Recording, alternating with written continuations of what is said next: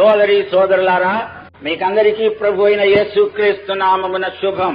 ఈ అశేష ప్రజలకు దేవుడు ఒక సందేశము సిద్ధం చేసి నాకిచ్చి మీ వద్దకు పంపించాడు. నేను ఒక పోస్ట్ మ్యాన్, అంతకంటే నాకేమి గొప్ప పదవి లేదు.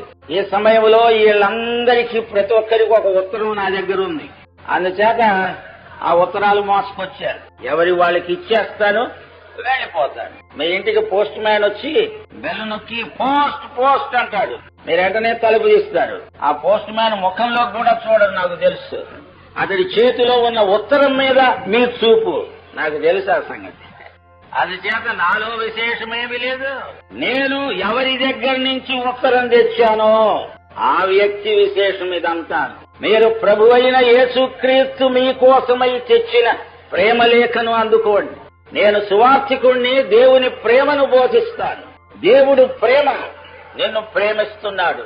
నీకొక ప్రేమ లేఖ పంపించాడు.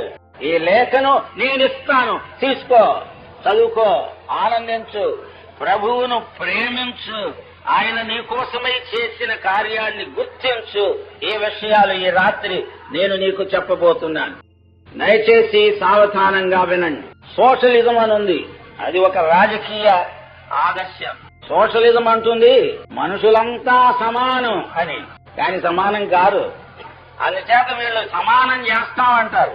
ఎలా చేస్తారు? అందరిని ఒకే సైజులో ఉండేట్టు కత్తిరిస్తారా, చెక్కుతారా, నరికేస్తారా? మనుషులందరినీ సమానం చేసేది ఒకటి ఉంది లోకంలో. దాని పేరు తెలుగులో 3 అక్షరాల పేరు. అదే పాపము. పాపం అనేది అంత గొప్ప సోషలిజమో. అందరినీ సమానం చేస్తారు. రోమాపత్రిక 3:23 ఏమని చెప్తోంది? ఏ భేదము లేదు. అమ్మో, ఎంత మంచి సోషలిజం కదా! ఏ భేదము లేదు. గుంటూరులో హెచ్చు తగ్గులేం లేవు. ఏ భేదం ఉండదు, ఏ భేదము లేదు. అందరూ పాపము చేసిరి. అందుచేత అందులో ఏ భేదం లేదు. ఏ భేదము లేకుండా అందరూ పాపము చేసిరి. అందరూ పాపము చేసిరి గనక మనుషులలో ఏ భేదము లేదు. ఎవరు అడిగారు, ఏమండి ఆ మనిషికి ఈ మనిషికి భేదం ఏమిటని? నేను అన్నాను, ఏ భేదం లేదు, ఇద్దరూ పాపులే. ఏవండి హిందువులకు ముస్లింలకు భేదం ఏమిటి? ఏ భేదం లేదు. ముస్లింలకు క్రైస్తవులకు భేదం ఏమిటి? ఏ భేదం లేదు. మతానికి మతానికి భేదం ఏమిటి? ఏ భేదం లేదు. మతాలన్నీ ఒకటే, మనుషులందరూ ఒకటే. పాపం అంటోంది కదా, ఏ భేదం లేదు, అందరూ నా మనుషులే. అమ్మో పాపం, ఫస్ట్ క్లాస్ సోషలిస్ట్ కదా, అందరినీ సమానం చేసి వదిలిపెట్టి. నా పూర్వాశ్రమంలో నేను ప్రభువుని ఎరగక ముందు నేను పెరిగిన కుటుంబంలో చాలా ఆచార నిష్టలున్నాయి. అందుచేత మా ఊళ్ళో అందరితో సహపంక్తి భోజనం చెయ్యరు. అందులో శాఖాభేదాలు. ఎన్ని కులాలో, ఎన్ని గోత్రాలో. మా గోత్రం హరితస గోత్రం. నేను నియోజ బ్రాహ్మణుడు. ఎప్పుడు మాజీ బ్రాహ్మణుడు అనుకోండి, అప్పుడు పూర్వం.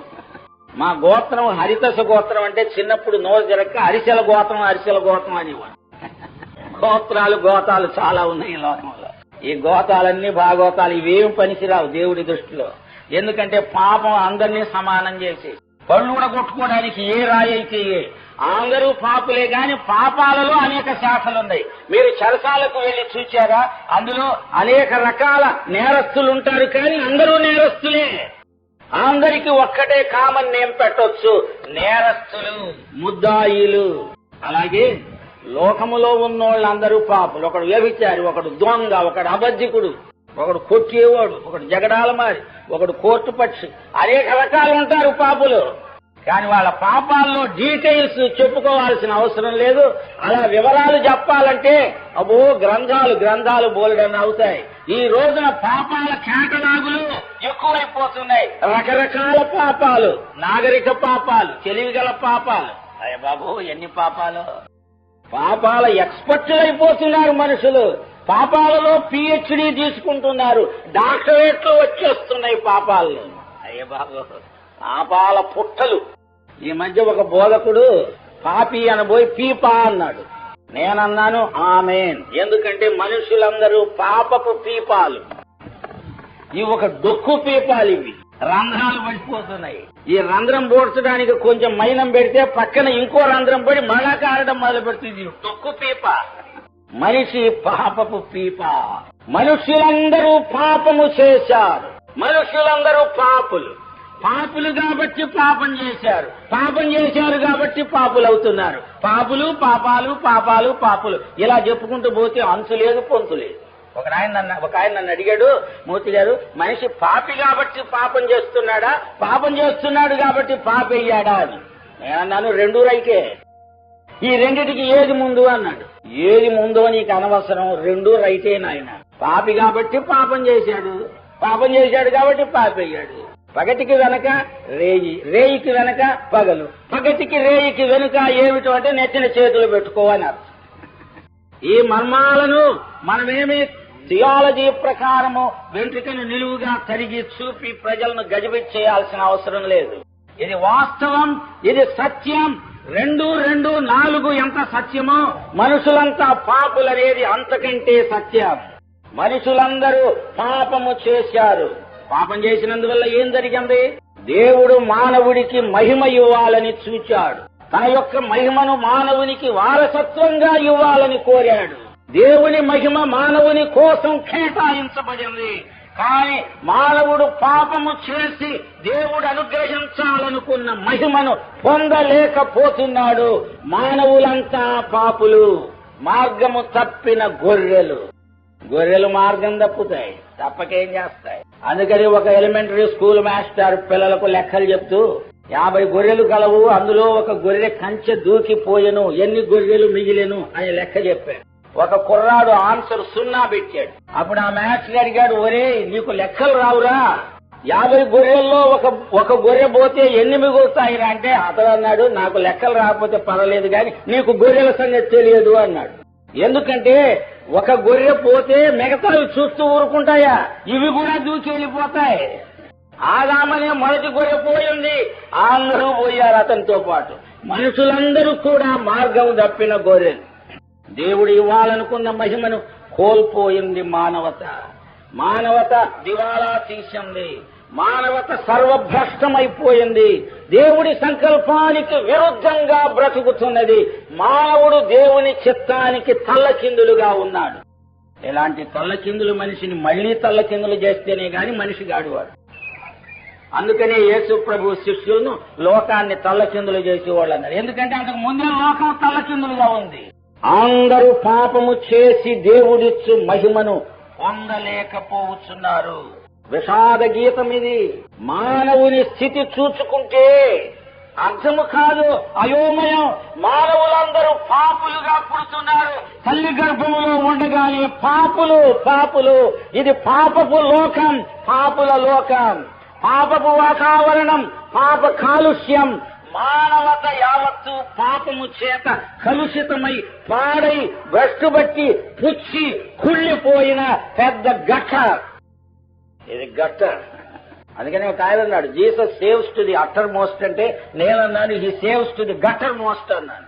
యేసు ప్రభు ఈ లోకానికి ఇలాంటి పాడు మురికి కూపంలోకి దిగి వచ్చాడు. మానవులందరూ పాపము చేసి దేవుడు అనుగ్రహించే మహిమను పొందలేని స్థితిలో పాడైపోయిన ఈ మానవతా ప్రవాహంలోకి యేసయ్య వచ్చాడు. దేవునికి స్తోత్రం. యేసయ్య వచ్చాడు. ఆ మాట అంటూ ఉంటే నా హృదయం చెప్పశక్యము కాని ఆనందంతో నిండిపోతోంది. యేసు వచ్చాడు. శుభవార్త. ఎవరో ఒక ఆయన కారు మీద వెళ్తున్నాడు. వేసవికాలం, కారు చెడిపోయింది. పాపం బాగు చేసుకుంటున్నాడు. ఒళ్ళంతా చెమటలు కారిపోతోంది. కారు బాగా కావటం లేదు. అయ్యో దేవా అని ఏడుస్తున్నాడు. మరి అంతకంటే ఏం చేస్తారు కార్లు చెడిపోయిన వాళ్ళు? అంతలోకి ఒక మనిషి అక్కడికి వచ్చాడు. ఏంటి బాబు? బాబు కారు చెడిపోయింది. అలాగని అతను ఇటు చేసి మళ్ళా స్టార్ట్ చేశాడు కారు. అప్పుడు అన్నాడు, బాబు నువ్వే నాకు శుభవార్త అన్నాడు. కారు చెడిపోయి చిక్కుపడిపోయాను, నీవు వచ్చేసావు, నా కారు బాగు చేసావు, నిమిషంలో బాగు చేసావు. అందుచేత నీవే నాకు శుభవార్త, నీవే నాకు సువార్త. దేవునికి స్తోత్రం. యేసు ప్రభు వచ్చాడు. అందుచేత సోదరుడా సోదరి, మొట్టమొదట నీవు పాపివని గుర్తించు. Acknowledge your need. నీ యొక్క అక్కర ఏదో తెలుసుకో. యేసు నీకు కావాలి. ఎందుకనంటే నీవు పాపివి. పాపికి యేసు కావాలి. ఇందులో ఒకరు అనొచ్చు, నేనేం పాపిని కాదు. అయితే నీకేసు అక్కర్లేదు. నిజంగా చెప్పు, నువ్వు పాపివి కాదు. నేను కాదు, నేను పాపిని కాదు అనడం గొప్ప పాపం. మీకు తెలిసినది. ఎందుకంటే పాపాన్ని కప్పిపుచ్చుకోవడం. నీ మనసుకు నీకే తెలుసు, నువ్వు పాపివి. మానవుడు దేవుని చిత్తానికి వ్యతిరేకంగా చెయ్యడం మానవ సహజాతం. మానవుడికి పుట్టుక ముందు నుంచే సంక్రమించిన పాపం. ఈ పాపపు క్యాన్సర్ పుండు మనిషిని లోపల నుంచి తినేసుకుంటూ వస్తోంది. మా అబ్బాయి వాడు చిన్నప్పుడు ఒక యాపిల్ తెచ్చాడు నా దగ్గరికి. డాడీ ఈ యాపిల్ చూడమన్నాడు. చూచాడు. ఇందులో ఏముందో చెప్పు అన్నాడు. ఏం లేదురా, ఈ యాపిల్లో పురుగు ఉందన్నాడు. ఎందుకంటే రంధ్రం ఉంది దానికి. వాడు అడిగాడు, డాడీ ఈ పురుగు బయట నుంచి లోపలికి వెళ్ళిందా, లోపల నుంచి బయటకు వచ్చిందా? నేను చెప్పాను, బాబు ఈ యాపిల్ పురుగు బయట నుంచి లోపలికి వెళ్ళదురా, లోపలే పుడుతుంది పురుగు, లోపల నుంచి బయటికి తొలుచుకుంటూ వస్తుంది. అలాగే ఈ పాపపు పురుగుని లోపలిది, ఇది బయట నుంచి వచ్చింది కానే కాదు. మానవ స్వభావం పాపం. ఈ పాప పురుగు నీలో పుట్టింది. ఎందుకంటే నువ్వు పాపివి. ఆ పాప పురుగు నిన్ను తినేస్తూ తినేస్తూ ఒకానొక రోజు పూర్తిగా బయటపడుతుంది. అంతే, అది లోపల ఉంది. అబ్బా ఎంత పాప పురుగో. ఆ పురుగును అలాగే అట్టె పెట్టుకుంటే చెట్టు చివరికి నరకంలో కూడా అగ్ని ఆరదు, పురుగు చావదు. ఇది పాడు పురుగు. మొన్న ఒక ఆయనకు క్యాన్సర్ గడ్డ ఎంత ఉంది లోపల, అతన్ని తగలేశారు. అతడు తగలబడిపోయాడు గాని క్యాన్సర్ గడ్డ తగలబడలేదు, అది అలాగే ఉంది. అబ్బో ఎంత భయంకరపు పాపపు క్యాన్సర్. ఈ క్యాన్సర్ కు యేసుక్రీస్తే ఆన్సర్. దేవునికి స్తోత్రం. అంతే. చూడండి, యేసు ప్రభు ఏం చేయడానికి వచ్చాడు. ఎవరో నన్ను అడిగారు, యేసు ప్రభు ఏం చేస్తాడండి అని. ప్రేమిస్తాడు. మరి నువ్వేం చేస్తావు? నేనండి నేను చెప్తా, నీవేం చేస్తావు? యేసు ప్రభువును ద్వేషిస్తావు.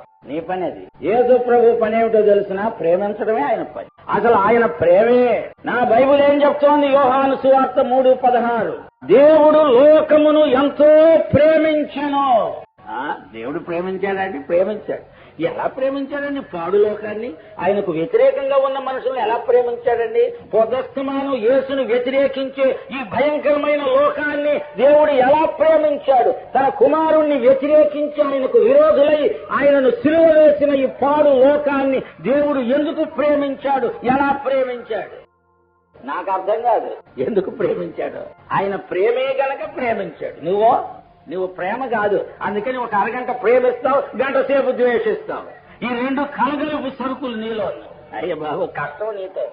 నా ప్రియమైన భార్య, నేను నిన్ను ప్రేమిస్తాను జీవితాంతం వరకని పాస్టర్ దగ్గర ప్రమాణం చేస్తావు. 4 రోజుల తర్వాత ఆమె ఈపు విమానం మోత మోగిస్తావు. నీ సంగతి నాకు తెలుసు. అక్కడ మళ్ళా ప్రమాణాలు, జీవితాంతం వరకు నీవే నా ప్రేమ భార్య. ఏం ప్రేమో నీవు ప్రేమించగలవా? నేను ఛాలెంజ్ చేస్తున్నాను, ఏ మానవుడైనా ప్రేమ మాత్రమే నాకుంది, నేను ప్రేమిస్తాను అని చెప్పగలడా? ఏమో, ఎవడన్నా వచ్చి నిన్ను తిడితే అంతకంటే పెద్ద తిట్టు తిడతావు. ఎవడన్నా వచ్చి నిన్ను కొడితే ఒక దెబ్బ నువ్వు 2 దెబ్బలు కొడతావు. ఎవడన్నా నీ మీద కోర్టు కేసు పెడితే దానికి కౌంటర్ కేసు పెడతావు. నీ స్వభావం అది. కానీ దేవుడు లోకమును ఎంతో ప్రేమించెను. ఎంత? కొలత లేదు. దాన్ని ఇంకో విధంగా చెప్పాలంటే దేవుడు లోకమును కొలత లేకుండా ప్రేమించెను. దేవుని ప్రేమకు కొలత లేదు. ఏ గణిత శాస్త్రజ్ఞుడు కూడా దేవుని ప్రేమ యొక్క ఘన పరిమాణాన్ని లెక్కించలేడు. అబద్ధమైన పౌలుకే చిక్కొచ్చింది.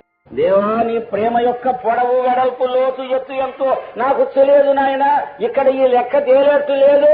అక్కడికి వచ్చాక పరిశుద్ధులందరితో కలిసి నీ ప్రేమ యొక్క ఘన పరిమాణాన్ని లెక్కేసుకుంటానన్నాడు. అంత ప్రేమ యేసయ్యా. నీకెందుకయ్యా ఈ పాడు మనుషుల మీద ఎంత ప్రేమ? ఏమో, నేను ఊహించలేను. అది నా బుద్ధికి అందం. ప్రభు, నీవు ప్రేమవు కాబట్టి ప్రేమిస్తున్నావయ్యా. నీ ప్రేమ ప్రవాహం ఎంత వేగంగా వచ్చేస్తోంది. ఒక రోజు నాకు ఒక దర్శనం కలిగింది. ఒక పెద్ద వెల్లువలాగా పరలోకము నుంచి ప్రవాహం వచ్చేస్తోంది. పెద్ద నయాగరా జలపాతం కంటే ఎక్కువ వేగంతో వచ్చేస్తోంది. ఒక స్వరం విన్నాను, ఇది నా ప్రేమ. ప్రేమ వెల్లువ, ప్రేమ ప్రవాహం, యేసు ప్రేమ. ఈ ప్రేమను నీవు రుచి చూచావా? నేను రుచి చూచాను. 30 సంవత్సరాల క్రిందట ప్రేమమయుడైన యేసు నన్ను పలకరించాడు. నేను మహా దుర్మార్గుణ్ణి, దుష్టుణ్ణి, పైకి మంచోడుగా కనబడ్డాను గాని నాలో లేని పాపం అంటూ లేదు. అలాంటి నన్ను యేసయ్య వచ్చి సాదరంగా పలకరించాడు, నన్ను ప్రేమించాడు. అప్పుడు నేను పూర్తిగా విరిగి నలిగిపోయాను. ఎంత దుర్మార్గుణ్ణి యేసు ప్రేమిస్తున్నాడు. ప్రభు, నీ యొక్క ప్రేమకు ప్రతిగా అదే ప్రేమతో నేను నిన్ను ప్రేమిస్తున్నానయ్యా. నా కోసమై శిలువ మీద నీ ప్రాణం పెట్టావు. నిన్ను ప్రజలకు ప్రచురం చేయడానికి నేను ప్రాణం పెట్టినా అది స్వల్పమే. యేసయ్యా, నీ ప్రేమ ఎంత గొప్పది. యేసు ప్రేమ గమనించండి. దేవుడు లోకమును ఎంతో ప్రేమించాడు. ఆయన తన అద్వితీయ కుమారుడుగా పుట్టిన వాని యందు విశ్వాసముంచు ప్రతివాడు నశింపక నిత్య జీవము పొందినట్లు యేసును మానవులకు అనుగ్రహించెను. దేవా, నీవు నాకొక ప్రెజెంట్ ఇచ్చావు. ఏం ప్రెజెంట్? వస్తువా? వాహనమా? నాకు ఒక అంబాసిడర్ కార్ ఇచ్చావా? లేక నాకు ఒక మేడగట్టి ఇచ్చావా? ఇవన్నీ నాకు వద్దయ్యా. నీవు నాకు ఇచ్చిన ప్రేమ బహుమానం నీ కుమారుడైన యేసుక్రీస్తు. ఎంత గొప్ప లవ్ ప్రెజెంట్! యేసే దేవుడు నాకు ఇచ్చిన బహుమానం. కొంతమంది అనుకుంటున్నారు దేవుడు అది ఇది ఇస్తాడు. దేవుడి దగ్గరికి వెళ్లి జోలి పట్టుకొని, దేవా నాకు స్వస్థత ఇవ్వు నాయనా అంటే స్వస్థత ఇస్తాడని అనుకుంటున్నారు. మీరు యేసునిస్తాడు. మీరు స్వస్థత అడుగుతారు కానీ దేవుడు యేసునిస్తాడు. అప్పుడు ఆ యేసు వల్ల స్వస్థత కలుగుతుంది. మీరు అనుకోవడం స్వస్థత అనే దినుసును దేవుడు మీ ముఖాన్ని వేస్తాడు అనుకుంటున్నారు. అలా స్వస్థత రానే రాదు. మళ్లీ నేను గొంతెత్తి చెప్తున్నాను, స్వస్థత కావాలంటే యేసు అనే ప్రేమ బహుమానాన్ని గౌరవ పురస్కరంగా అంగీకరించాలి, స్వీకరించాలి. దేవుడిచ్చిన బహుమానాన్ని నీవు తిరస్కరిస్తే దేవుడికి అవమానం. యేసు నీవు స్వీకరించిన బహుమానమైతే నీకు కలగని ఆశీర్వాదం అంటూ ఉండదని నేను ఘంటాకంఠంతో చెప్తున్నాను ఈ రాత్రి. సోదరుడా, సోదరి, విను. దేవుడు నీకు యేసును ప్రెజెంట్ గా ఇచ్చాడు. అందుచేత ఆయనను నీవు అంగీకరించు. Recognise God's love gift to you. ఈ రాత్రి దేవుడు నీకిచ్చిన ప్రేమ బహుమానాన్ని గుర్తించు, దానిని స్వీకరించు, దానిని తీసుకుని హృదయానికి హత్తుకో, హృదయంలో పెట్టుకో. యేసే ఈ బహుమానం, అమూల్యమైన బహుమానం. ఒక మనుష్యుడు లోకమంతటిని తెగనమ్మి ఆ డబ్బు తెచ్చుకోవచ్చు, కాని వాడు నరకానికి పోవచ్చు. లోకమంతటి విలువ ఒక పక్కన పెట్టు, యేసును ఒక పక్కన పెట్టు. ఈ లోకపు విలువంతా చెత్త యేసుతో పోల్చి చూస్తే. ఎందుకని? ఆయన నాకు నరకాన్ని తప్పించిన దేవుని ఏకైక దివ్య బహుమానం. దేవునికి స్తోత్రం. యేసు గొప్ప బహుమానం. యేసయ్య, నీవు బహుమానం అని తలంచుకున్నప్పుడు నా హృదయంలో ఎందుకో అద్భుతమైన మహిమాయుక్తమైన ఆనందము కలుగుతుంది. యేసు దేవుడిచ్చిన బహుమానం. అంతేకాదు, ఇంకొక విషయం చెప్తాను. అది ఏమిటి అంటే, యేసు ప్రభువును నీ జీవితంలోకి ఆహ్వానించు. ఆయన మాత్రమే పరలోకానికి ఏకైక మార్గం. యేసును నీ జీవితంలోకి ఈ రాత్రి ఆహ్వానించు. మరి ఎవని వలనను రక్షణ కలగదు. ఈ లోకములో ఏ బాబా వల్ల రక్షణ కలగదు, ఏ మానవుని వల్ల కలగదు, ఏ దేవత వల్ల కలగదు, ఏ మతం వల్ల కలగదు, ఏ మత గురువు వల్ల కలగదు. ఎవని వలనను రక్షణ కలగదని నేను కాదు చెప్పడం, ప్రభువైన యేసుక్రీస్తు పరిశుద్ధాత్మ తండ్రి అయిన దేవుడు ఏకీభవించి ఈ రాత్రి పలుకుతున్నాడు. ఎవరి వలనను రక్షణ కలగదు. మతాచారాల వల్ల రక్షణ కలగదు, సిద్ధాంతాల వల్ల రక్షణ కలగదు. ఒక సంఘములో నీవు సభ్యుడి అయి ఉంటే రక్షణ కలగదు. నీ సంఘానికి గొప్ప పేరు ఉండొచ్చు, కానీ నీకు రక్షణ కలగదు. అంతేనా అండి? అంతేనండి. బైబిల్ మాట శిలాశాస్త్రం. ఎవరి వలనను రక్షణ కలగదు.